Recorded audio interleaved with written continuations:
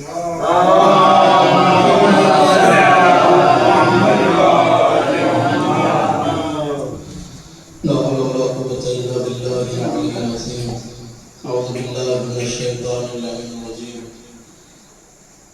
الله الرحمن الرحيم.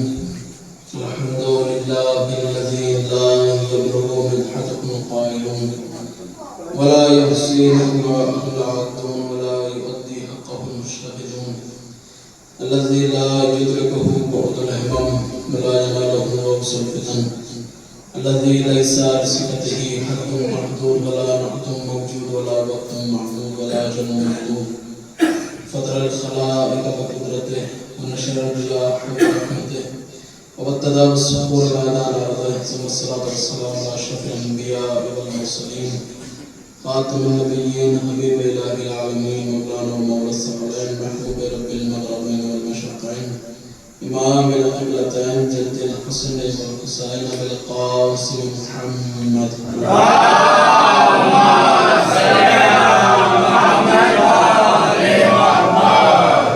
وعلى آله الطيبين الطاهرين المعصومين المنتخبين المنتجبين والعنة الله إلى أعدائكم أجمعين من يومنا هذا إلى قيام يوم الدين. وبعد، فقد قال الله تبارك وتعالى في القرآن الكريم وهو أصدق الصادقين وقوله الحق. بسم الله الرحمن الرحيم.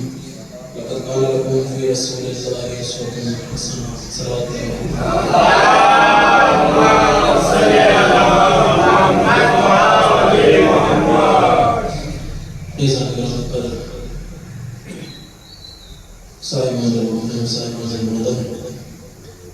بہرحال وقت اپنے حد سے تجاوز کر چکا ہے اور جتنا میرا وقت تھا اس میں سے بہرحال 10 منٹ میں ہدیہ کر چکا ہوں. انشاءاللہ آپ کے طرف پریشان نہ ہوئیے، 10 منٹ میں کم دوں گا. زیادہ طولانی گفتگو بھی منظور نہیں ہے. بلا تمہید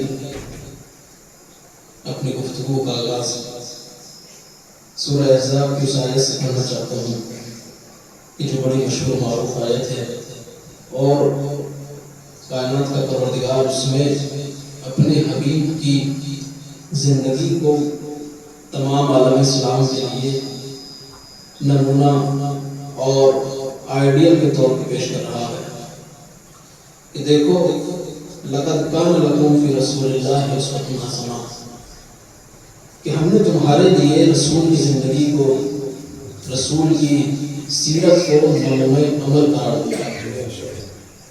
ہم نے 1,24,000 انبیاء کو بھیجا اور ان میں سب سے آخر میں اس کو بھیجا کہ جو سب کا سردار، جس کے وسیلے سے اللہ نے کائنات کو بنایا، جس کے صدقے میں اللہ نے کائنات کو بنایا.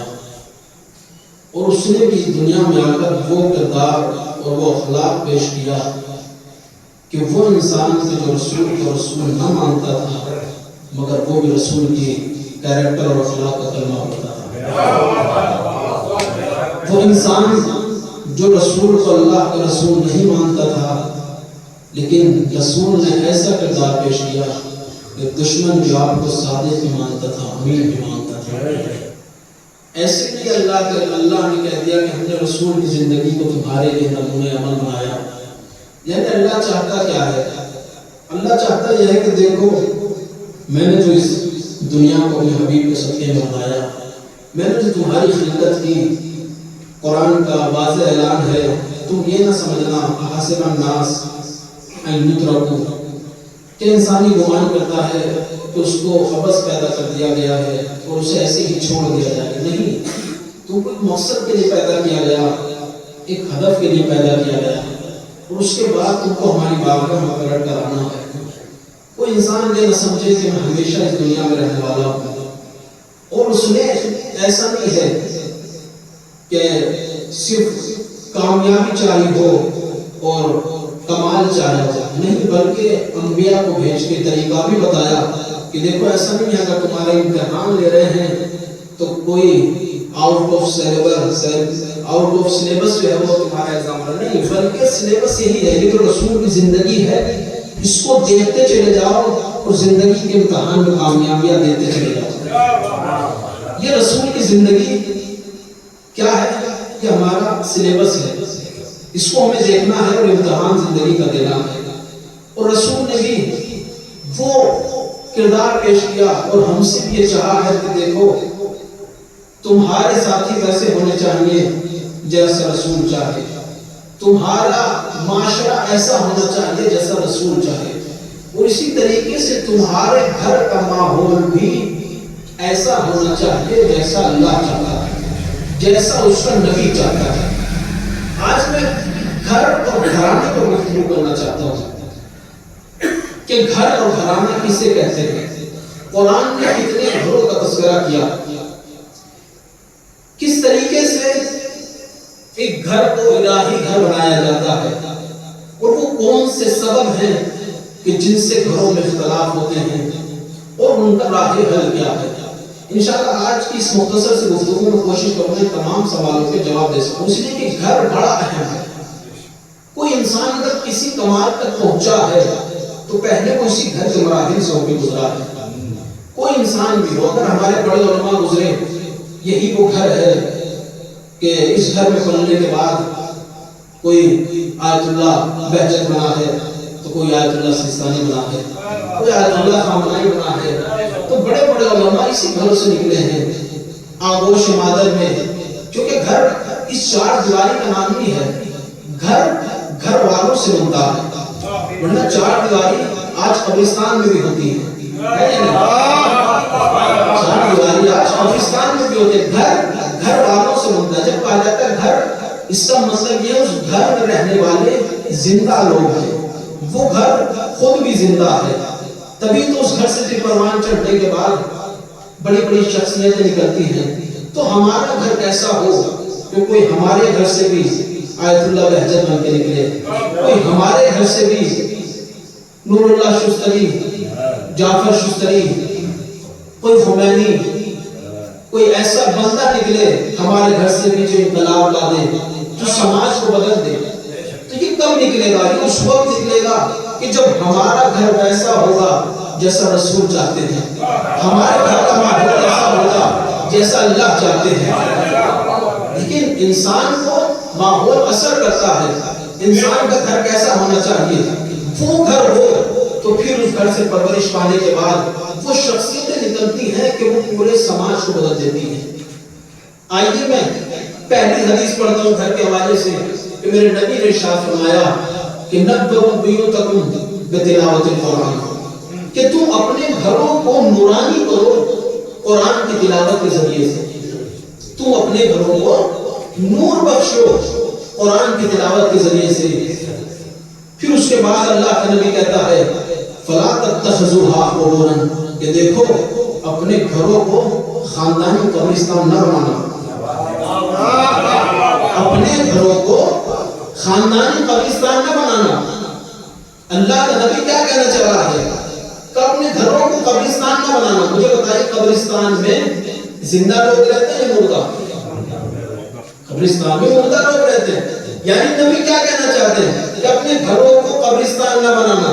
بھائی قبرستان جو شہر سے باہر ہوتا ہے، قبرستان سے ایسی جگہ ہوتا ہے کہ جہاں لوگ جاتے ہیں، گھروں کو تو کوئی قبرستان نہیں بناتا، گھر میں رہنے والے تو سب زندہ ہوتے ہیں۔ لیکن اللہ کا نبی پھر بھی کہہ رہا ہے اپنے گھروں کو قبرستان نہ بنانا۔ اللہ کا نبی کیا کہنا چاہتا ہے؟ اس کا مطلب اسی امر کی طرف اشارہ ہو رہا ہے کہ دیکھو کچھ گھر ہوں گے جہاں پہ لوگ چل پھر رہے تو ہوں گے مگر وہ مردہ ہوں گے۔ اسی لیے حدیث نے کہا ظالمہ میت لہجہ، کہ یہ لوگ چلتی پھرتی لاشیں ہیں۔ یہ لوگ کیا ہیں؟ یہ لوگ چلتی پھرتی لاشیں ہیں، یعنی انسان اپنے گھر کو ایسا بنا دیتا ہے کہ وہ گھر حدیث کی روشنی میں، قرآن کی روشنی سے گھر قبرستان نظر آتا ہے، ورنہ گھر تو قبرستان نہیں ہوتا۔ قبرستان کا مطلب یہ ہے کہ اس گھر سے زندگی چلی جاتی ہے، اس گھر سے زندگی چلی جاتی ہے۔ اچھا کیوں قبرستان کہا جاتا ہے؟ کون سا گھر قبرستان ہوتا ہے؟ کس گھر کو قبرستان آپ کہیں گے؟ بھئی قبرستان میں مردہ رہتے ہیں، اس کا مطلب یہ ہے کہ کچھ شباہت ہے، قبرستان سے اور ان گھروں سے جو اللہ کے نبی کہا اپنے گھروں کو قبرستان نہ بناؤ. بھئی قبر میں قبرستان میں مردے رہتے ہیں, مردوں سے کسی کو کوئی فائدہ پہنچتا ہے؟ نہیں پہنچتا نا. اس کا مطلب یہ ہے کہ وہ گھر جس سے نور نہ نکلے, وہ گھر جس سے شعاع نہ نکلے, وہ گھر, یہ لفظوں کو بدل کر دوں, وہ گھر کہ جس سے انسانیت کو فائدہ نہ ہو, وہ گھر جس سے اسلام کو فائدہ نہ ہو, وہ گھر جس سے بشریت کو فائدہ نہ ہو, یعنی وہ گھر جس سے دوسروں کو فائدہ نہ ہو, وہ قرآن کی روح سے زندہ گھر نہیں ہے بلکہ مردہ گھر ہے. تمہارا گھر ایسا ہونا چاہیے جس سے دوسروں کو فائدہ پہنچے. مردوں سے دوسروں کو فائدہ نہیں پہنچتا, زندے فائدہ پہنچاتے ہیں. تم فائدہ پہنچا کر بتاؤ کہ ہم زندہ ہیں, ہم اپنی زندگی کا اعلان کرو. بنجر زمین کب بنجر ہوتی ہے؟ جو کو دانا دینا بند کر دیتی ہے, اس وقت اسے کہا جاتا ہے بنجر زمین ہے. ورنہ زمین وہ بھی ہوتی ہے. تو پتا چلا کہ کچھ گھر ایسے ہیں کہ جن کو کیا کہا گیا؟ قبرستان کہا گیا. یہاں پہ جوش میں ہے وادی کے مجھے 6 مصرے یاد آ رہے ہیں کہ پھر تو رہ جائے گی, کہ پھر تو رہ جائے گی بے حب و نام, کہ پھر تو رہ جائے گی یہ بات بے حب و نام, نہ امامت نہ ولایت نہ رسالت نہ میام, کہ دل ہے بے سوز تو محمد ہے طواف و احرام. یعنی اگر انسان کا دل زندہ نہیں ہے پھر طواف کرنے کا کوئی فائدہ نہیں ہے. اللہ زندہ دلوں سے عبادت چاہتا ہے, اللہ زندہ دلوں سے عبادت چاہتا ہے. کہ دل ہے بے سوز تو محمد ہے طواف و احرام, اور کیا کہ سب سے بہتر ہے عمل تیمار عوام, سب سے بہتر ہے عمل تیمار عوام. اس کے بعد وہ کہتے ہیں کہ اس کو سرکار دو عالم کے سلام آتے ہیں, اس کو سرکار دو عالم کے سلام آتے ہیں جو مشکل وقت میں انسان کے کام آتے ہیں. سلامات پڑھے گا محمد علیہ.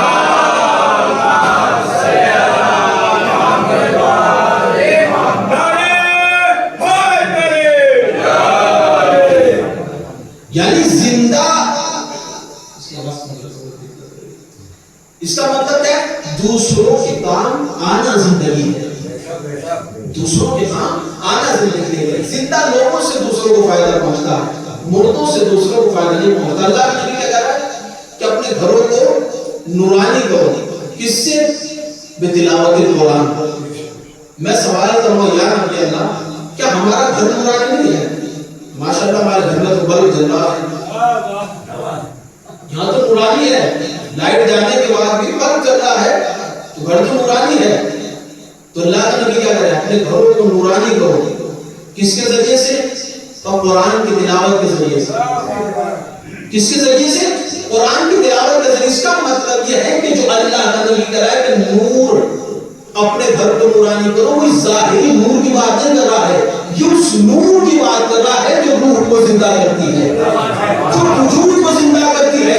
اسی لیے اللہ کے نبی نے اس کے بعد کہا کہ تم کیا کرو, اپنے گھروں کو قبرستان نہ بنانا بلکہ گھر کو نورانی کرو تلاوت قرآن کے ذریعے سے. اور اس کے بعد اللہ کا نبی کہتا ہے کہ اضاء لأهل السماء كما يضيء النجوم لأهل الارض, کہ اگر تم اپنے گھروں میں تلاوت قرآن کریم کرو گے تو یہ تمہارے گھر نورانی ہوں گے, اور اتنے نورانی ہو جائیں گے کہ جیسے آسمان کے تارے زمین والوں کے لیے چمکتے ہیں, ایسا تمہارا گھر آسمان والوں کے لیے چمکے گا. صلوات پڑھے گا محمد وعلیہ.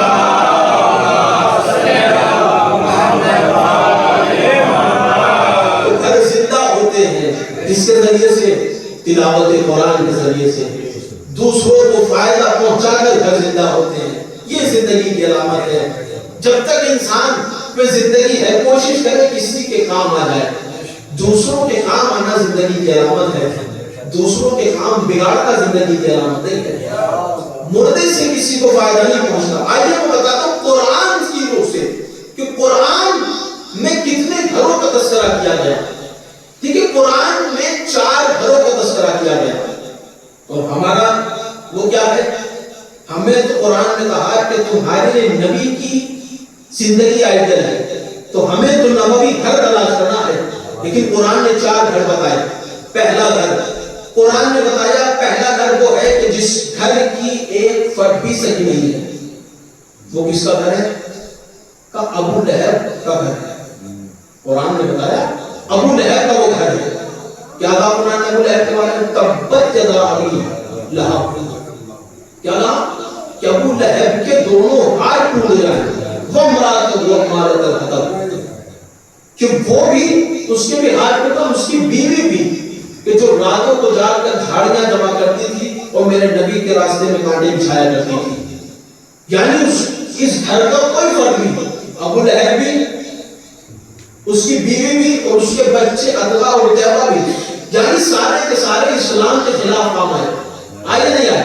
اس کی ایک فرد بھی اسلام کے کام نہیں آئے.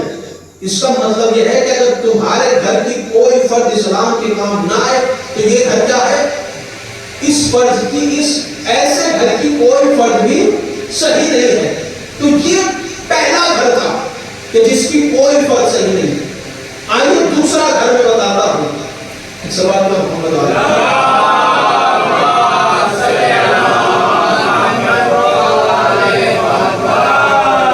تو قرآن کا پہلا گھر کون سا کہ جس کی کوئی فرد ٹھیک نہیں. دوسرا گھر قرآن نے وہ بیان کیا جس گھر میں بیوی تو مومنہ ہے مگر اس گھر میں شوہر ٹھیک ہے. وہ کس کا گھر ہے؟ کہا وہ آسیہ کا گھر ہے. وہ فرعون کا گھر ہے کہ جس گھر میں فرعون کیا ہے؟ کافر ہے مگر بیوی مومنہ ہے. یہ قرآن نے دوسرا گھر بیان کیا. اور کیسی مومنہ؟ قرآن نے سلام کرا ہے کس کو؟ آسیہ بنت مزاحم کو. اور دنیا کی، کائنات کی افضل ترین خاتون میں ایک خاتون کون ہے؟ جناب آسیہ، فرعون کی بیوی. یعنی کیسے ماحول میں اپنا ایمان بچایا؟ فرعون کے گھر میں رہ کے ایمان بچایا ہے. اور فرعون کے گھر میں ایمان رہ کے بچا کے دنیا کو پیغام دیا ہے کہ دیکھو یہ مت کہنا ہم تو فلاں جگہ رہتے ہیں، ہم تو یہاں رہتے ہیں. ایمان کو کیسے بچائیں؟ ان لوگوں کے ساتھ اللہ بیٹھا ہے. فرعون کے گھر میں ایمان رہ کے بتا دیا کہ دیکھو اگر ایمان بچانا ہو تو فرعون کے گھر بچ سکتا ہے، اور اگر ایمان گوانا ہو تو کعبے میں رہ کے گوا سکتا ہے.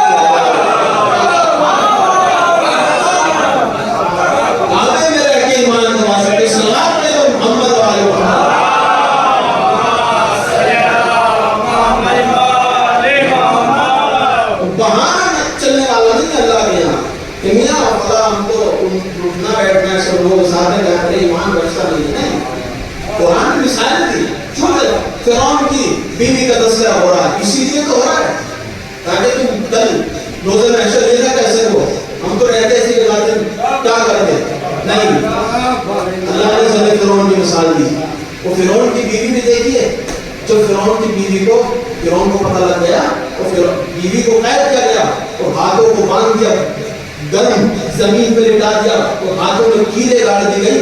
تو اس وقت زر فرعون میں جنت ہر کوئی مانگتا ہے مگر جناب آسیہ نے ایک مرتبہ آسمان کی طرف دیکھا اور دیکھنے کے بعد ایک دعا کی، اور ایسی دعا کی کہ اللہ نے قرآن میں ذکر کر دیا کہ رب ابن لی بیتن، رب ابن لی اندک بیتن فی الجنہ، پروردگار میرے لیے جنت میں اپنے قریب گھر بنا دے. صرف گھر نہیں مانگا جناب آسیہ نے، بلکہ اپنے قریب میں گھر بنانا. تو اللہ نے فرعون کی بیوی کا تذکرہ کر کے بتایا کہ دیکھو یہ تمہارے لیے نمونے والے. تو یہ قرآن کا کون سا گھر تھا؟ دوسرا گھر تھا. ایک سوال کیا آگا رہنے کا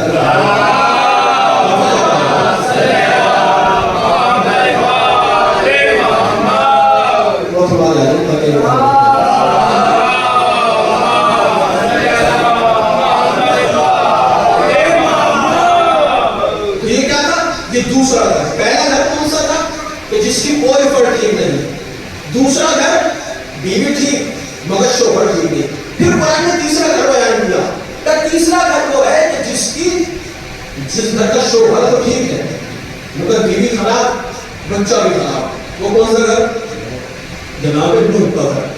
کیا کہا قرآن نے؟ سلام علی نوح فی العالمین، کہ سلام ہو نوح پر. کیا نہیں کیا، لیکن بیٹے کے بارے میں کیا کہا؟ لیس من اہلہ.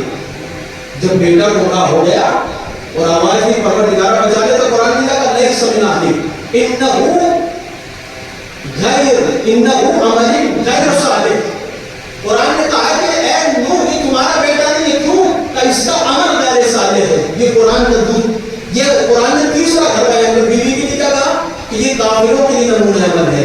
یعنی نہ اس گھر کی بیوی ٹھیک نہ بچے ٹھیک، لیکن جناب نوح پہ سلام ہوا. تو پہلا گھر جس کی کوئی فرد ٹھیک نہیں، دوسرا گھر کہ جس کی بیوی ٹھیک مگر شوہر ٹھیک نہیں، تیسرا گھر جس میں شوہر ٹھیک ہے مگر بیوی بچے ٹھیک نہیں. مگر ہمیں تو نبوی گھر تلاش کرنا ہے. آئیے قرآن نے ایک گھر اور بیان کیا، چوتھا گھر کہ جو ایسا گھر ہے، یہ ایسا گھر ہے جس میں شوہر بھی بے نظیر ہے، جس کے بچے بھی بے نظیر ہے، جس کے ماں بھی بے نظیر ہے. یہ گھر کس کا گھر ہے؟ یہ علی اور فاطمہ کا گھر ہے، یہ حسن و حسین کا گھر ہے.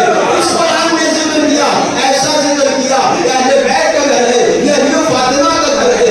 ایسا گھر ہے کہ جس کے لیے اللہ نے قصیدے میں پورے سورہ حلق کا نازل کر دیا کہ حل انسان ہے کیا نازل کیا؟ سورہ عطا کہ ایک وقت ایسا تھا کہ انسان قابل ذکر نہ تھا، مگر جب اہل بیت کو ذکر کیا تو کیا کہا؟ کہ انما کیا کہا؟ کہ یطعمون الطعام علی حبہ مسکینا و یتیما و اسیرا. کیا کہ یہ اہل بیت وہ ہے کہ جو اس کی راہ میں، اس کی محبت میں یتیم کو، مسکین کو اور کس کو؟ فقیر کو اس کی راہ میں کھانا دیتے ہیں. اور یہ گھر بتایا ایسا گھر ہے کہ یہ گھر وہ ہے جو تمہارے لیے عالمون عمل ہے. اس گھر کا کوئی فرد بھی تمہیں بیکار نظر نہیں آئے گا. اس گھر کا اول سے لے کر آخر تک منصوص من اللہ ہے. اس گھر کا فرد وہ فرد ہے کہ جس سے بھول چوک میں بھی کوئی غلطی نہیں ہو سکتی. صلوات پڑھے محمد والے.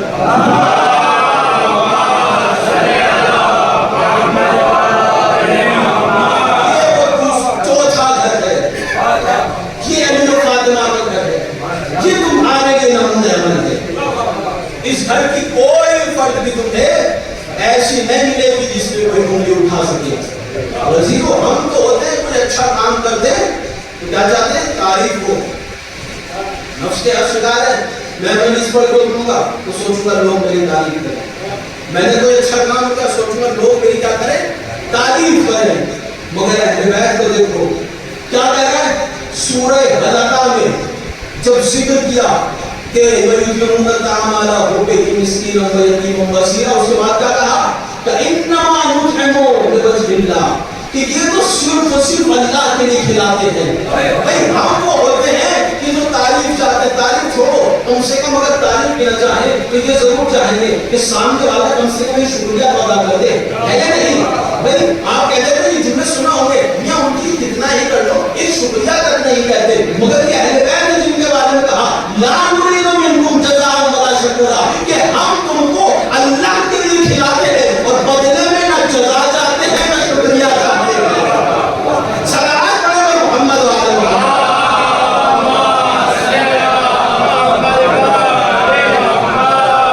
یہ وہ گھر ہے جو تمہارے لیے نمونہ عمل ہے. اس گھر کو تم اپنے لیے آئیڈیل بناؤ.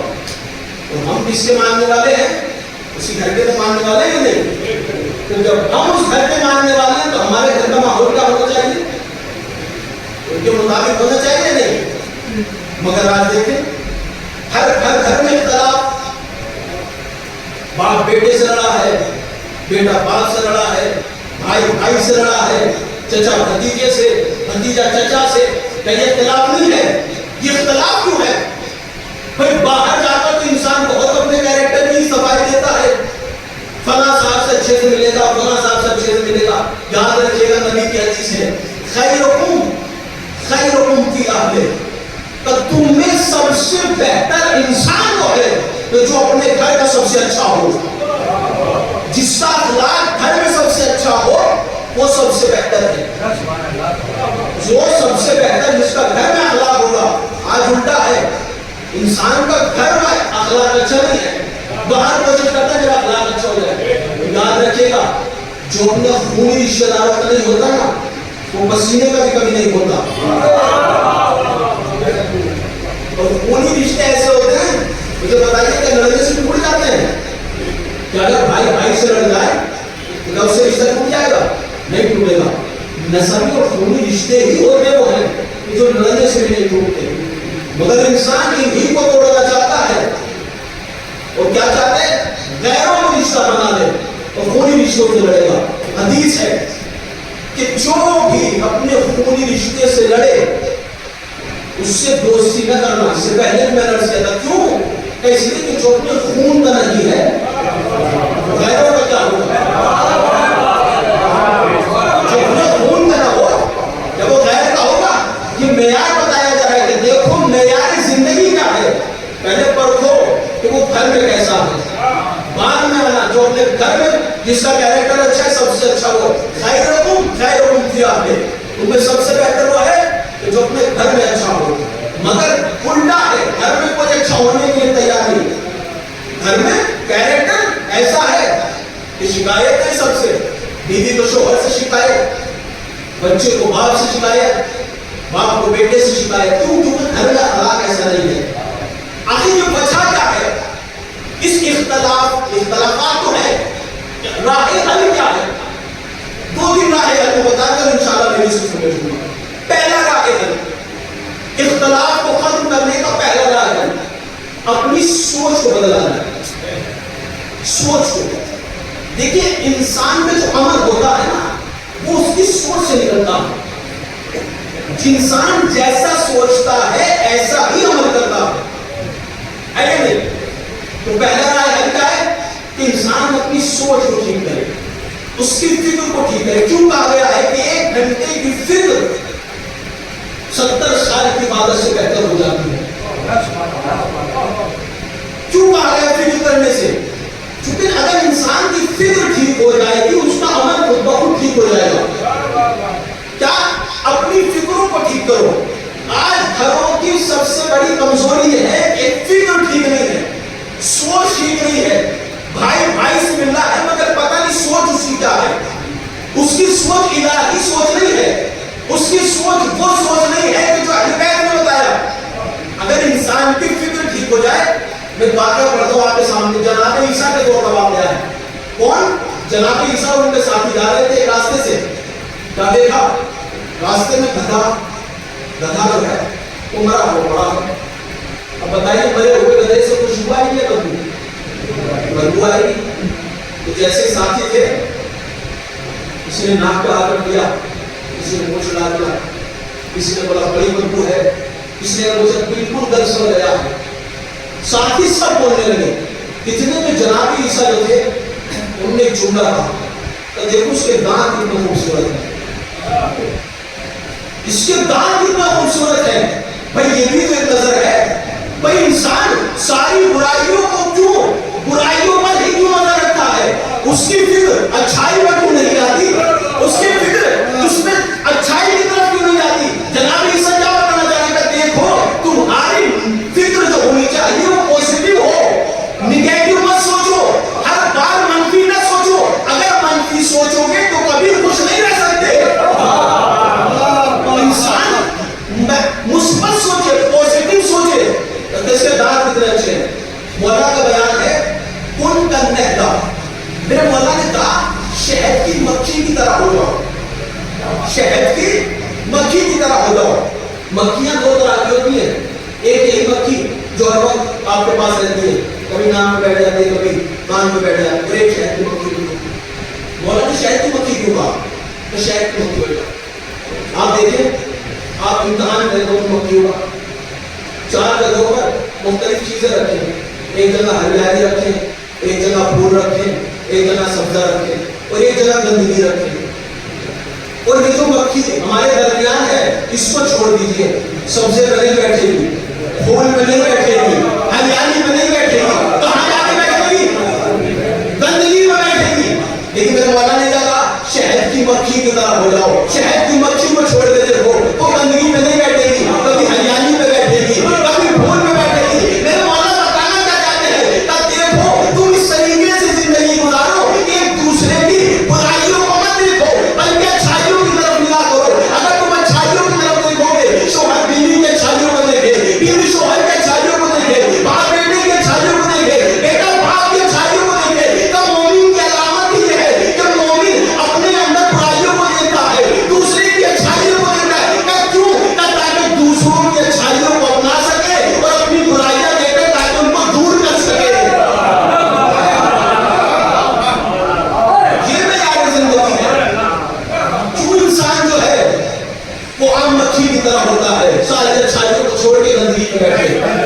کیوں؟ تو پہلا راہ حل یہ ہے کہ اپنی فکروں کو ٹھیک کیا جائے، اپنی فکروں کو پازیٹیو کیا جائے. بھائی معصوم تو ہے نہیں، ہر گھر میں اچھائیاں بھی ہوتی ہیں، برائیاں بھی ہوتی ہیں نہیں ہوتی. مجھے کوئی اہل بیت کے گھرانے کے علاوہ معصوم گھرانہ دکھائے، بھائی معصوم گھرانہ دکھائے اہل بیت کے گھرانے کے علاوہ. یہاں تک کہ عام نبیوں کا گھرانہ معصوم ہے نبی کے علاوہ. صرف ایک گھرانہ ملے گا جہاں کی ساری فرد معصوم ہیں. صرف ایک گھرانہ ملے گا. ہمارا اور آپ کا گھرانہ وہ نہیں ہے کہ جو کیا کرے بھائی اختلاف سب کا نہ ہوتے ہیں، لیکن انسان اگر پازیٹیو ہوگا، دوسروں پہ انگلیاں اٹھانے سے پہلے 3 انگلیاں اپنی طرف ہوتی ہیں. یہ بتانا کیا چاہتے ہیں کہ پہلے اپنے کو دیکھو، بعد میں دوسرے کی طرف دیکھنا. مومن اپنے عیبوں کو دیکھتا ہے اور دوسروں کی اچھائیوں کو دیکھتا ہے. امام نے کہا تھا میرا سب سے اچھا بھائی وہ ہے جو میرے عیب مجھ سے بیان کرے. سب کے سامنے نہیں، میرے عیب مجھ سے بیان کرے. اور میں نے اس مجلس میں طریقہ بتایا تھا کہ گفٹ ہدیے کے طور پہ تاکہ دوسروں کو پتہ نہ چلے. تو یہ فکر پازیٹیو ہونے کی بات ہے. گھر میں اختلاف کب ہوتا ہے جب فکریں بدل جاتی ہیں. اچھا آپ نے دیکھا ہوگا بعض اختلاف اس طریقے سے بھی ہوتے ہیں. کبھی کبھی آپ نے گھروں میں دیکھا ہوگا بہرحال کہ ایک ہسبینڈ اور وائف جو ہے ہر موقع پہ ایسا ملے نہیں کہ آپ کو دونوں ہی بڑے ہینڈسم ہے یا نہیں. کبھی کبھی ہوتا ہے کہ بیوی بڑی خوبصورت ہے لیکن شوہر اتنا خوبصورت نہیں. کبھی کبھی شوہر خوبصورت ہوتا ہے بیوی خوبصورت نہیں ہوتا ہے. نہیں عام سی بات ہے، ہوتا ہے. لیکن شادی کے بعد اب دیکھیے شیطان کیا کرتا ہے. شیطان وسوسہ ڈالتا ہے کہ میاں تم کو اس سے اچھی بیوی مل سکتی تھی. بیوی کے دل میں ڈالتا ہے تمہیں اس سے اچھا شوہر مل سکتا تھا، ہے یا نہیں. یہ شیطان کو کھلا کھلا دشمن بتایا گیا ہے. قرآن میں کہا نہیں مومنوں کو آپس میں نہیں بتایا کہ تمہارا دشمن ہے میرا دشمن. قرآن کے بارے میں عدوکم مبین، یہ کھلا کھلا دشمن ہے. جو کھلا کھلا دشمن ہے اس کے حربوں کا کسی کو پتا نہیں کہ وہ کس اینگل سے تم پہ حملہ کرے گا. بھائی اس کے اینگل میں بھی تو معلوم ہے شیطان کس طرف سے حملہ کرتا ہے. تو شیطان پھر کیا ڈالتا ہے کہ میاں تم کو ان سے اچھی مل سکتی تھی، ان کے دل میں ڈالے گا تم کو اس سے اچھا شوہر مل سکتا تھا. یاد رکھیے گا اللہ قرآن میں کہتا ہے کہ کچھ چیزیں ایسی ہیں کہ جو تم سوچ رہے ہو تمہارے لیے اچھا ہے مگر ہو سکتا ہے تمہارے لیے شر ہو. اور جس کو تم شر سمجھ رہے ہو سکتا ہے تمہارے لیے خیر ہو سکتا ہے تمہارے اس رشتے سے اللہ تمہاری نسل میں ایک ایسی اولاد عطا کر دے جو معاشرے کو بدل دے، جو معاشرے کو بنا دے. ہو سکتا ہے اللہ تم کو اس کے ذریعے سے ایک ایسی اولاد عطا کر دے جو معاشرے کو بدل دے، جو دین کے کام آ جائے. تو یاد رکھیے گا کبھی ان فکروں کو نہ لے. جب سے فکر ہے فوراً اپنی فکروں کو پاک کرنا. یہ شیطانی فکر فوراً سمجھ جائے. وسوسہ آتا ہے انسان کے ذہن میں. جو قرآن نے کہا کہ اچھا بھی آئے گا برا بھی آئے گا. جب شیطانی وسوسہ آئے تو لاہور پڑھ کے سلوات پڑھ کے دور بھگا دے تاکہ رحمانی الہام ہو سکے. تو یہ کیا تھی؟ خرابی تھی. تو پہلا راہ حل کیا ہوا؟ پہلا راہ حل ہوا کہ اپنی فکروں کو پازیٹیو کیا جائے. ہر کمیوں کو نہ دیکھا جائے، اچھائیوں کو دیکھا جائے. ہے یا نہیں؟ اپنی فکروں کو، کیونکہ انسان معصوم نہیں ہے، خرابیاں سب میں ہوتی ہے، کوئی انسان معصوم نہیں ہے. جب سب میں خرابی ہے تو اچھائیوں کو دیکھا. ایسا نہیں ہے کہ ہر گھر میں جو ہے وہ کسی کی جو ہے وہ پوری کسی انسان کے اندر ساری خرابیاں نہیں ہو اور کسی انسان کے اندر ساری اچھائی ہوتا نہیں. دونوں چیز ہوتی ہے لیکن تم کو پازیٹیو دیکھنا ہے. دوسرا رائے حل میں حدیث کی روشنی میں بیان کرتا ہوں. جس گھر کے اندر 2 چیزیں آ جائیں گی، ایک صبر اور ایک شکر، اس گھر سے اختلافات ختم ہو جائیں گے. اب میں روایت پڑھتا ہوں اس کے بعد تاکہ بات اور واضح ہو سکے. ایک راوی ہے اسماعیل، ان کا بیان ہے. وہ کہتے ہیں کہ میں ایک سفر پہ نکلا، ایک صحرا میں مہمان ہوا کسی کے بڑے بڑے سے ملا. ہو سکتا ہے دلچسپ آپ کو تھوڑا سا جو ہے وہ آپ کے لیے بھی برتن ہو جائے.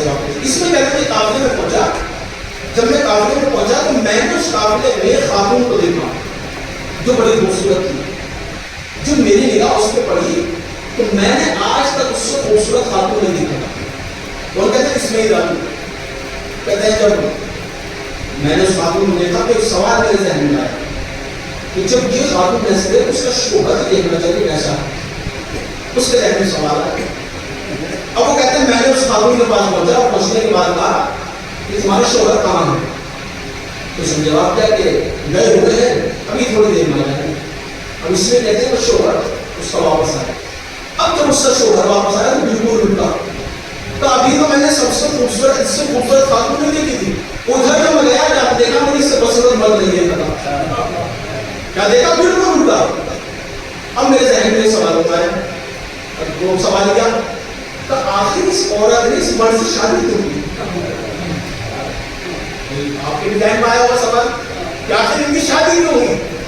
اب وہ کہتے ہیں میں پہنچا اس کے پاس، اس خاتون کے پاس، اور جاننے کے بعد یہ سوال رکھا کہ آخر تم نے کیسے اس مرد کے ساتھ شادی کی؟ تمہاری اگر تمہاری شادی ہو بھی گئی تو تم آخر کیسے رہ رہی ہو اس مرد کے ساتھ؟ تو جانتے عورت نے کتنا خوبصورت بات کیا، فرمایا کیا تم نے نبی کی حدیث کو نہیں سنا؟ تب کون سی حدیث؟ کہ نبی نے فرمایا الایمان نصفان، ایمان کے دو حصے ہیں، نصفہ فی الصبر و نصفہ فی الشکر. آدھا شکر میں ہے، آدھا صبر میں ہے. آدھا شکر میں ہے، آدھا صبر میں ہے.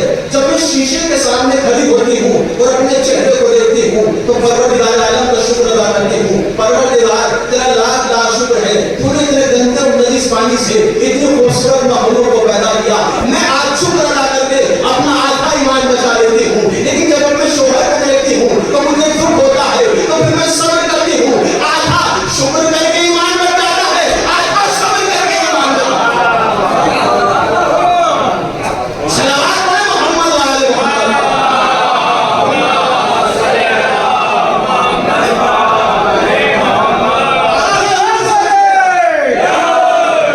آدھا شکر سمجھ گیا، آدھا صبر سمجھ گیا. بھائی یہ واقعہ بتانا کیا چاہتا ہے؟ یہ ہمیں سمجھانا یہ چاہتا ہے کہ دیکھو تم معصوم نہیں ہو، اللہ نے تمہیں معصوم نہیں بنایا. انسان خطا کا ٹکڑا ہے، ہر انسان میں اچھائیاں بھی ہوتی ہے، ہر انسان میں برائیاں بھی ہوتی ہے. ہر بیوی میں اچھائیاں بھی ہوں گی، ہر بیوی میں خوبیاں بھی ہوں گی، ہر شوہر میں اچھائیاں بھی ہوں گی، ہر شوہر میں برائیاں بھی ہوں گی، ہر بیٹے میں اچھائیاں بھی ملیں گی، برائیاں بھی ملیں گی. تو تمہیں کرنا کیا ہے؟ کہ ہم نے تمہیں طریقہ بتا دیا. تم اپنے گھروں میں اگر اچھائیوں کو دیکھو تو شکر کر کے اپنا آدھا ایمان بچاؤ، اگر برائیوں کو دیکھو تو صبر کر کے اپنا آدھا ایمان بچاؤ. تمہارا ایمان کامل ہو جائے گا. صلوات پڑھیں محمد و آل محمد.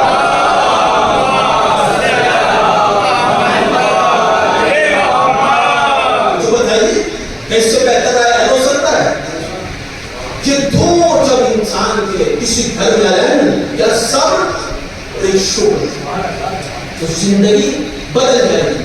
گھر میں خود بخود اختلاف ختم ہو جائے گا. تو سوچیے برائیاں دیکھے گا تو صبر کرے گا، اور صبر بھی جب کرے گا نا تو صبر نائبہ نہیں جائے گا، صابرین کا ثواب ہو پائے گا.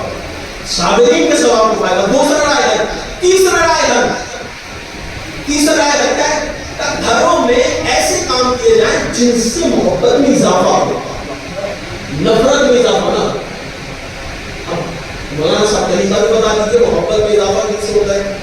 ایک دو رائے ہے، یہ سن لیجیے محبت میں اضافہ کیسے ہوتا ہے، بات سمجھ جائیں گے. پہلا رائے ہے محبت میں اضافے کا اپنے لہجے کو ٹھیک کیا جائے،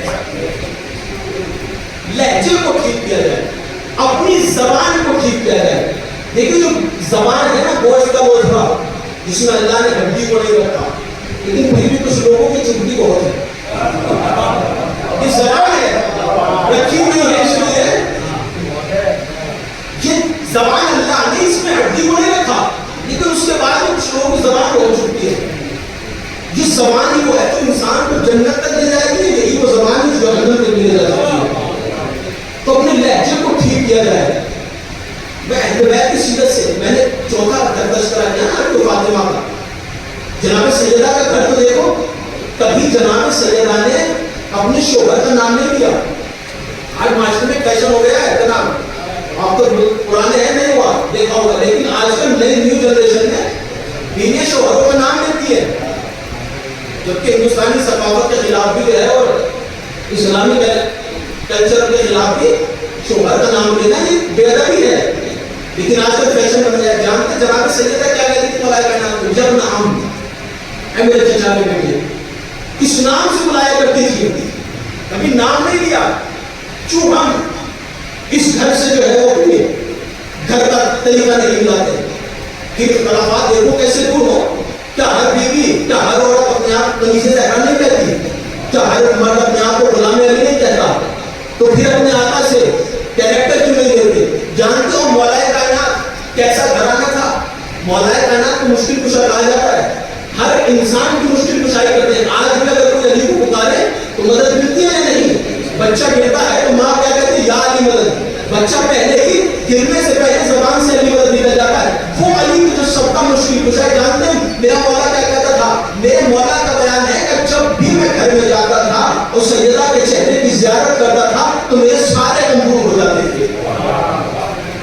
میرے سارے غم دور ہو جاتے تھے. یعنی جو دنیا میں مشکل کشائی کرے اس کی سیدہ، اس کی ایسی بیوی اللہ نے عطا کی ہے کہ اس کو دیکھ کے علی جیسے انسان کی غم دور ہو جائے. کیوں ہم اس گھر سے اپنے گھر کو نہیں ملاتے؟ لہجے کو ٹھیک کیا جائے. مجھے بتائیے تو یہ کر دے اور آپ یہ کر دیجیے، بات تو وہی ہے کہ کیا اثر نہیں پڑے گا؟ انسان کتنا بدنصیب ہو جاتا ہے کہ وہ ماں جس نے 9 مہینے پیٹ میں رکھا، 2 سال تک دودھ پلایا، کبھی گیلے میں خود سو گئی، اس کو جو ہے وہ سوکھے میں سلایا، ہر طریقے سے اس کا خیال رکھا، لیکن انسان اسی ماں سے اچھے لہجے سے بات نہیں کرتا. انسان کتنا بدنصیب ہو جاتا ہے. تب لہجے کو اچھا کرو. پیغمبر اسلام نے کہا دیکھو تم سب کو پیسے نہیں دے سکتے مگر ایک چیز دے سکتے ہو. کون سی چیز؟ فَسَعُوهُمْ بِبَسْطِ الْوَجْهِ وَحُسْنِ الْخُلُقِ. کیا تم اچھے اخلاق کا مظاہرہ بھی نہیں کر سکتے؟ کیا تم اچھے سے بات بھی نہیں کر سکتے؟ کیا تم دوسروں کے لیے مسکرا بھی نہیں سکتے؟ کیا تم دوسروں کے لیے مسکرا بھی نہیں سکتے؟ اور لہجے کو ٹھیک کیا جائے. یہ زبان کی لہجہ جو ہے نا، یہ لہجہ ایسا ہے کہ انسان کو خود موم بھی بنا دیتا ہے اور موم کو سخت بنا دیتا ہے. یہ زبان اللہ نے جو ہے کہا، مولا کا بیان ہے کہ اس زبان میں وہ درندہ ہے، درندہ. اگر اس کو کھلا چھوڑ دیا جائے نا تو چیر پھاڑ کھائے گا، یعنی کہا جائے گا. اور حدیث ہے کہ وہ انسان سب سے برا ہے کہ جس سے لوگ کسی کی بات نہیں کرتے کہ کہیں کوئی ایسی بات میں کہتے کہ جس سے میرا دل دکھ جائے. ہوتا ہے نہیں؟ کچھ لوگوں کی زبان ایسی ہوتی ہے کہ لوگ سے بات کرنا پسند نہیں کرتی، پتہ نہیں منہ کٹے گا کیا بولتے ہیں، کچھ نہیں پتا. لہجے کو ٹھیک کیا جائے، زبان کو ٹھیک کیا جائے. معاشرے میں 2 طریقے کے لوگ ملیں گے آپ کو. ہر گھر میں جو ہے کچھ لوگ ہوتے ہیں، کچھ خاتون کی شکایت دیتی ہے کہ اتنے سال ہو گئے آج تک صحیح سے بات نہیں کی، صحیح لہجے سے آج تک بات نہیں کی، کبھی مسکرا کے نہیں بولا. اور کچھ مرد آپ کو ملیں گے جو کہیں گے جب گھر سے نکل آتے تو گھر جانے کا دل نہیں کرتا. کیوں گھر جانے کا دل کیوں نہیں کرتا؟ بھائی تم نے بعض لوگوں نے اپنی زبان کو ایسا بنایا کہ گھر والے پریشان. بعض خاتون نے گھر کا ماحول ایسا بنا دیا کہ شوہر اگر گھر سے نکل آئے تو گھر جانے کو تیار نہیں. لیکن کیا کہا جا رہا ہے؟ تم اچھے اخلاق کا مظاہرہ نہیں کر سکتے، تم اپنی لہجے کو ٹھیک نہیں کر سکتے. اپنی زبان کو ٹھیک کریں گے تو دیکھو وَقُولُوا لِلنَّاسِ حُسْنًا، لوگوں سے اچھے سے کلام کرو. میرے مولا نے کہا جب تم شادیاں کرو، حدیث ہے مَن يَتَّخِذْ زَوْجَةً فَلْيُكْرِمْهَا، کہ جو جب تم شادی کرو ایک دوسرے کا احترام کیا کرو. فَلْيُكْرِمْهَا، تم ایک دوسرے کا احترام کرو. احترام کرنا سیرت ہے گھرانے کی. تم ایک دوسرے کا احترام کر کے تو دیکھو میرے مولا نے کہا زبان اپنے قول الحسن، اچھا بولو جب بولو، لہجے کو ٹھیک کر کے بولو. میرے مولا فائدہ کیا ہوگا؟ چوتھے ایمان نے فرمایا 3-4 فائدے بتائے کہ یسر المال، یسر المال، یمن الرزق، یمسی الاجل، یحبب فی الاہل ویدخل فی الجنہ. 5 فائدے میرے امام نے بتائے. مال میں زیادتی ہوگی، رزق میں برکت ہوگی، موت دیر سے آئے گی یعنی عمر میں اضافہ ہوگا، لوگوں کے محبوب بن جاؤ گے یعنی کیا لوگ تم سے محبت کریں گے، اور آخر میں کیا ویدخل فی الجنہ، اسی زبان کی وجہ سے جنت تک پہنچ جاؤ گے. صلوات پڑھیں اور محمد وعلیہ.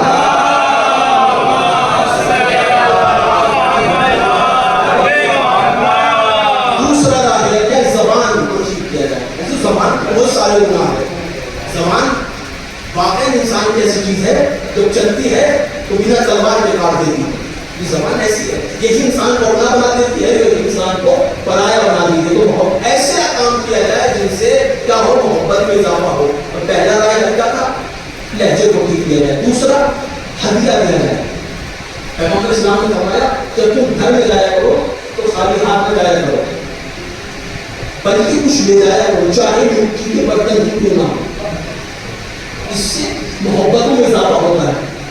آپ نے نہیں دیکھا جب چھوٹے چھوٹے سے تھے، جب بھی ہمارے والدین کہیں جاتے تھے اور آتے تھے تو کچھ نہ کچھ لے کر آتے تھے، تو بچے کتنے خوش ہوتے تھے.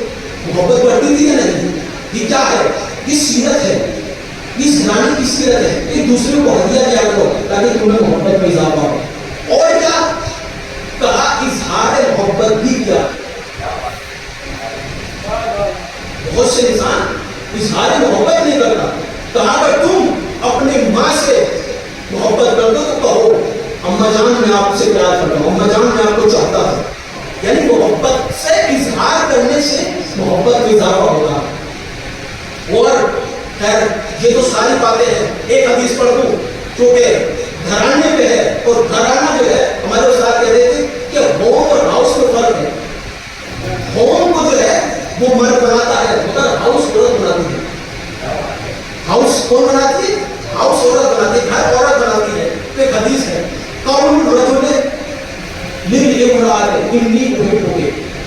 حدیث رسول کافی میں فرمایا کہ اگر کوئی مرد اپنی بیوی سے کہے انی احبک، تو میں تم سے محبت کرتا ہوں، میں تم کو چاہتا ہوں، تو کیا اللہ معصوم فرما رہے کہا تمہارا یہ کہنا کبھی اس کے دل سے تمہاری محبت کو کم نہیں کرے، ہمیشہ کے لیے اس کے دل میں تمہاری جگہ کو نہیں.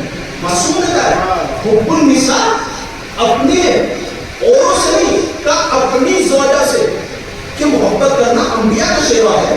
غیروں سے نہیں، اپنی بیویوں سے محبت کرنا انبیاء کا شیوا ہے. اس سے گھر بنتے ہیں یا نہیں بنتے گھر؟ بھائی حدیث ہے، میں اپنی طرف سے کوئی بات عرض نہیں کر رہا ہوں. کہا محبت کا اظہار کرنے سے محبت میں اضافہ ہوتا ہے. مجھے بتائیے کون شخص ہے جو یہ نہیں چاہتا کہ سعودی عرب جا کے مسجد النبوی میں عبادت کرے؟ مجھے بتائیے کوئی بدنصیب ہوگا جو یہ خیال نہ رکھتا ہو؟ سب چاہتے ہیں کہ مسجد النبوی میں جا کے عبادت کرے، چاہتے سب ہیں، مگر ہو نہیں سکتا، وہ ثواب تو مل نہیں سکتا. تو میرے نبی نے فرمایا کہ جو آج ہم گھر کو چھوڑ کر باہر زیادہ بیٹھتے ہیں نا، میرے نبی نے فرمایا کہا کہ جلوس المرء مع عیالہ احب الیہ من اعتکاف فی مسجد ھذا، کہ انسان کا اپنے گھر والوں کے پاس بیٹھ کر بات کرنا میرے نزدیک اس مسجد سے، جو مسجد النبوی ہے، اس مسجد میں اعتکاف کرنے سے بہتر ہے. ثواب تو مفت مل رہا ہے، لیکن کرے کون، انجام کون دے، ہے یا نہیں؟ انجام دینے کو تیار کون ہے؟ تو میرے نزدیک اس مسجد النبوی میں اعتکاف کرنے سے بہتر ہے تم لوگ اپنے گھر، جب گھر والے جمع ہو جائے، بیوی بچوں میں بیٹھ کے جو تم بات کر رہے ہو نا، یہ جو ہنسی مذاق کر رہے ہو، اللہ رحمت ایسے گھر میں نازل کرتا ہے جہاں پہ بیوی بچے بیٹھ کے بات کریں. مگر آج کیا ہے، گھر میں بیٹھنے کو کوئی تیار نہیں. وہ ماں باپ جو چاہتے ہیں اولاد ان سے بات کریں، لیکن اولاد جمع ہوتے باہر سڑکوں میں تو وقت گزارتی، مگر گھر پہ آ کر وقت نہیں گزارتی. ایسی تو ثواب رکھتا ہے. مسجد میں اعتکاف کرنے سے بہتر ہے تم اپنے گھر میں بیٹھ کے اپنے ہر بیان کے ساتھ گفتگو کیا کرو. میں تھوڑا بیان کروں، حدیث نبوی ہے. اور ایک اور چیز آخری میں بیان کروں، اور میں چاہتا ہوں کہ ضرور بیان کروں، کیونکہ میں نے جب اس کا ثواب پڑھا تو اتنا زیادہ ثواب میں نے دیکھا کہ مجھے یا تو کربلا کی زیارت میں اتنا ثواب نظر آیا تھا، جب میں نے اس حدیث کو پڑھا تب مجھے ثواب نظر آیا. کس چیز کا ثواب؟ آج کل انسان جو ہے وہ باہر کا کام کرتا ہے، مگر گھر میں کام کرنے میں اسے شرم آتی ہے یا نہیں؟ آئیے میں ایک روایت سنا رہا ہوں آپ کو، اور اسی میں اپنے مسائل دے دوں گا. ایک حدیث ہے، اس میں اتنا زیادہ ثواب بیان کیا گیا ہے گھر میں خدمت کرنے کا. گھر میں اگر کوئی انسان 1 گھنٹہ کام کرے یا گھر میں جو ہے وہ تھوڑی سی مدد کر دے، تو گھر میں بیوی بچوں کی مدد کرنے کا ثواب کتنا زیادہ ہے. میں آپ کو اگر بیان کروں ہو سکتا ہے کچھ لوگوں کو بیان نہ ہو خدمت پہ تو نہیں پتا نہیں کہ کتنی عظیم نعمت کو کما رہے. ہو سکتا ہے کچھ لوگوں کو معلوم نہ ہو اس کے واسطے وہ عمل کرنے لگے. میں ایک حدیث پڑھتا ہوں, کس کی حدیث؟ مولا کائنات کی ہے. کان علی میرے مولا نے فرمایا قال دخل علینا رسول اللہ, پیغمبر ہم بیٹھے ہوئے تھے, پیغمبر اسلام داخل ہوئے. کون؟ مولا کائنات بیٹھے تھے, میں بیٹھا ہوا تھا اور شہزادی کالے بیٹھی ہوئی تھی. اب میں کیا کر رہا تھا؟ انا اناقل عدسا, میں کیا کر رہا تھا؟ شہزادی کے ساتھ دال صاف کر رہا تھا. یہ میں اپنی طرف سے حدیث بیان کر رہا ہوں. شہزادی کے ساتھ ہوتا ہے نا کبھی کبھی جو ہے وہ جب دال آتی ہے تو اس میں دیتے کوئی بندے وغیرہ نہیں, جو کام ہے اس دال کو صاف کر رہا تھا. جو پیغمبر اسلام کے عمل کو دیکھا کہ مرتبہ ارشاد فرمایا یا ابا الحسن, تو میں نے کہا لبیک یا رسول اللہ, کا اسما بھی تو سنو اب جو میں کہہ رہا ہوں. اور یاد رکھنا میں اللہ کے وحی کے علاوہ گفتگو نہیں کرتا, جو بیان کرتا ہوں اللہ کی طرف سے بیان کرتا ہوں. تو یا رسول اللہ بسم اللہ, تو آپ نے جانتے کیا حدیث ارشاد فرمائی, ایک طولانی حدیث ارشاد فرمائی. اس کے میں جملے میں آپ کی خدمت میں کر رہا ہوں کہ دیکھیں کتنا بڑا ثواب ہے گھر میں مدد کرنے کا. اگر جو مدد کرتے ہیں وہ عظمت کو سمجھے کتنا بڑا ثواب کما رہے ہیں, اور جو مدد نہیں کرتے وہ کوشش کریں کچھ مدد کر کے ثواب کے حاصل ہو جائے. سنیے گا, تمام رجل یعین امرأته فی بیتہا, تب کوئی مرد ایسا نہیں ہے کہ جو اپنے گھر میں اپنی زوجہ کی مدد کرے, مگر اس کا ثواب کتنا؟ الا کان له بكل شعرۃ علی بدنہ عبادۃ سنہ, تو اللہ اس کے جسم پر جتنے بال ہیں ہر بال کے بدلے 1 سال کی عبادت اس کو ادا کرتا ہے. اتنا نہیں, ایسا سال کی عبادت سیام نہارہا و قیام لیلہا, ایسا سال جس کے دن میں روزے رکھے ہوں اور رات کو کھڑے ہو کر عبادت انجام دی ہو. اتنا بڑا ثواب کس کو عطا کرتا ہے؟ جو گھر میں مدد کرے, اپنی زوجہ کی, اپنی بیوی کی, اور اپنے گھر میں جو مدد کرے. اس کے بعد جانتے کیا ارشاد فرمایا؟ کما آتا اللہ تعالی من الثواب مثل ما آتا اللہ صابرین, اللہ اس کو وہ ثواب عنایت کرتا ہے کہ جو اللہ نے صابرین کو عنایت کیا. وہ داؤد النبی و یعقوب و عیسیٰ, اور جو یعقوب نبی کو عطا کیا, جو جناب یوسف کو عطا کیا, جو جناب عیسیٰ کو عطا کیا, یعنی اللہ نبیوں کا ثواب اس کو عطا کرتا ہے. اور کیا فرمایا؟ سنیے یہ حدیث بات ہے, کیا فرمایا؟ یا علی من کانا فی خدمت العیال فی البیت, یا علی یاد رکھنا جو گھر میں خدمت انجام دیتا ہے, ولم ینفع, اس لفظ میں دوسری طرح جانے. ہو سکتا ہے کچھ لوگ شرم محسوس کریں, گھر کا کام کرتے ہیں, ہو سکتا ہے کچھ لوگ شرم محسوس کریں, اسی لیے پیغمبر اسلام نے جملے میں رکھا. شاید رسول کو معلوم تھا ہر انسان یہ کام نہیں کر سکتا, کچھ لوگ شرم محسوس کریں گے, اس لیے کہا گیا ولم ینفع, گھر میں خدمت کرے ولم ینفع, اور اس کو اپنی بے عزتی نہ سمجھے. پھر کیا؟ کتب اللہ تعالی فی اسمہ دیوان الشہداء وکتب اللہ بکل یوم واللیل الف شہید, تو اللہ اس کا نام شہداء کی فہرست میں لکھ دیتا ہے, اور ہر اس دن اور رات کے بدلے جس میں وہ مدد کرتا ہے, خدمت کرتا ہے, الف شہید, اللہ 1000 شہیدوں کا ثواب اس کو عطا کرتا ہے. اور ہر وہ قدم کہ جو گھر میں خدمت انجام دینے کے لیے اٹھاتا ہے, ثواب حجۃ و عمرۃ, ایک حج کا ثواب عنایت کرتا ہے, ایک عمرے کا ثواب عنایت کرتا ہے. یہ حدیث کو نہیں اور سنیے گا, یہ حدیث کا جملہ سنیے گا, آتا اللہ تعالی بکل علم, علم کہتے ہیں رگ کو, کہتے ہیں اللہ ہر رگ کے بدلے فی جسد کی, جو اس کے جسم ہے. کتنی رگیں ہیں جسم میں؟ بے شمار رگیں ہیں نا. اب سنیے, تو اللہ ہر رگ کے بدلے مدینہ فی الجنہ, جنت میں ایک شہر عنایت کرتا ہے. صلوات پڑھیں محمد والے محمد.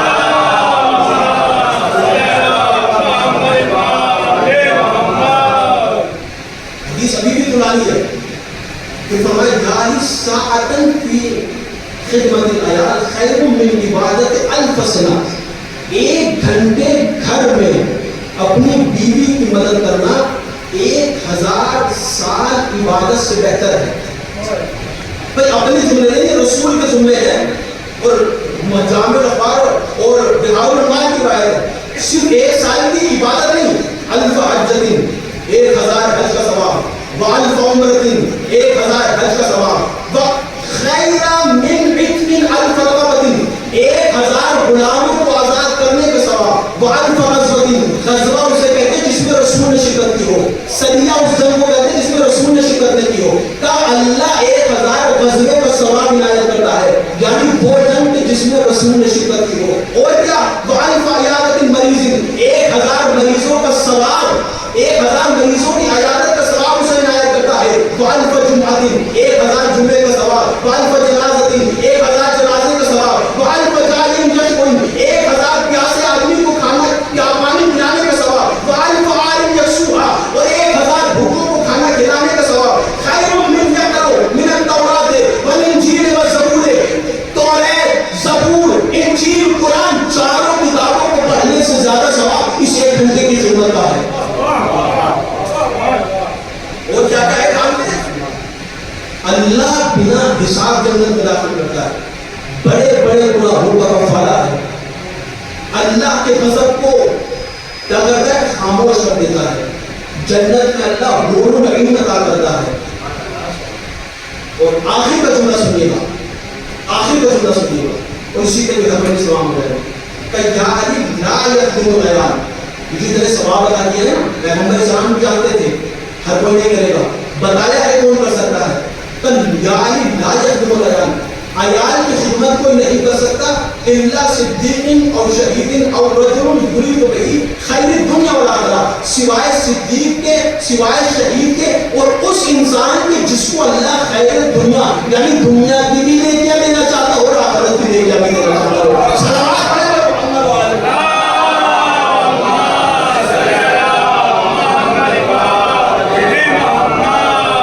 اب بتائیے جس کو اتنا ثواب مفت میں مل رہا ہو، مفت میں کیا بس اتنا ہی کر لوگ یہ کہیں گے کہ دیکھو عزیزو ثواب سے محروم کر دیا گیا بہت سے لوگ جو کا غلام اپنے حدیث مولا نے دال صاف کرنے ہیں، خدمت کرنے ہیں، پھر پیغمبر اسلام اتنا ثواب بتا رہے ہیں، ہمت ہو تو اس کو رسول کو کہہ کے دکھائے کہ وہ مولا کائنات کو کہہ کے دکھائے جب ثواب مل رہا ہے، یہ کیا الہی گھر بنایا جا رہا ہے کہ تمہارے گھر میں اتنی محبت ہو، تمہارا گھر جنت بنے، تمہارا گھر ایسا بن جائے کہ تم گھر سے باہر کم گھر میں زیادہ رہو۔ ایک انسان سے نہیں، دونوں طرف سے بنتا ہے، جو بیوی کی ذمہ داری ہے وہ بیوی انجام دے، جو شوہر کی ذمہ داری ہے وہ شوہر انجام دے، پھر انسان گھر لے کے کیسا بنتا ہے۔ جانتے پیغمبر امام حسین علیہ السلام نے کیا کہا، انبیاء کا شیوا ہے گھر والوں سے محبت کرنا۔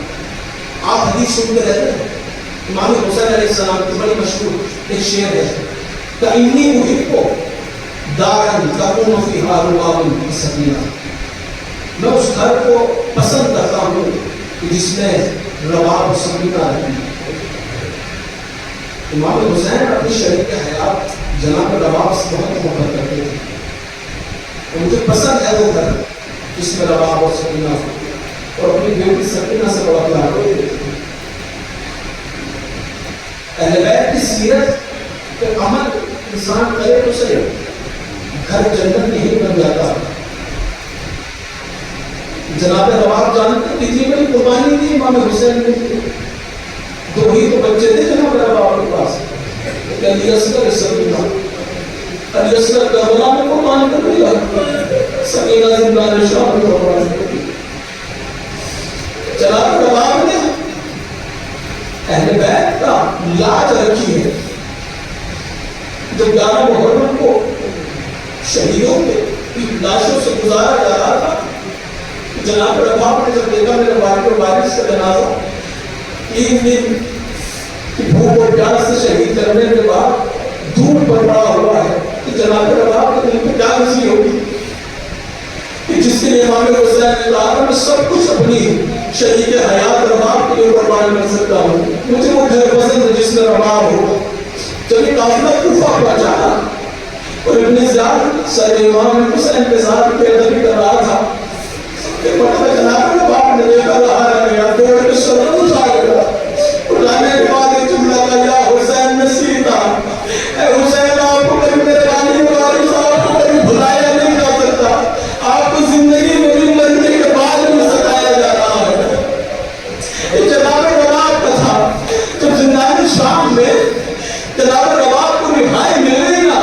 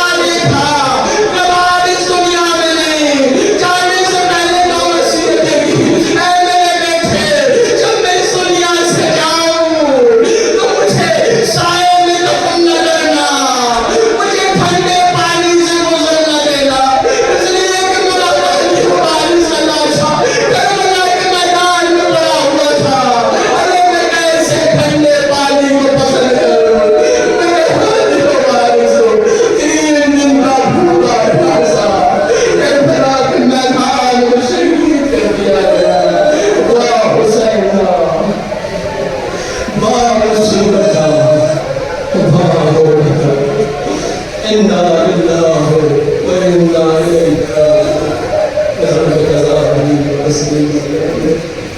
پروردگار نواز اپنا رحم نازل کرو محبوب لباس محمد ہمارے اللہ علیہ وسلم معاف کرو پروردگار مسیحت معصوم چلنے کی توفیق ہمارے چلنا کہ محبوب ہمارے گھر و محبت پیار کا کرنا ہمارے گھر کو وہ گھر بنا دے جیسا ہدایت چاہتے ہیں پروردگار دعا سے محمد علیہ زمانہ یہ ہر جگہ ظلم کرنا مظلومین کی حمایت فرما ظالمین کو مستنابود فرما بچوں اسلام کو سربلند کرنا بچوں کو خلفاء کو سربلند کرنا معبود چہرے امام حسین قریب ہزاروں کروڑ زائرین کربلا کے معبود جو بھی کربلا کی زیارت کے دل میں مشتاق ہے معبود اس کو کربلا کی زیارت نصیب فرما زائرین کو اپنے حفظ و امان میں معبود ہمارے معبود معاف فرما معاف فرما ہمارے ہمیں سب کے ذکر تعلیم فرما ہم سب کے خدا مسان شمار فرما ربنا قبل من يوم السميع العليم برحمتك يا ارحم الراحمين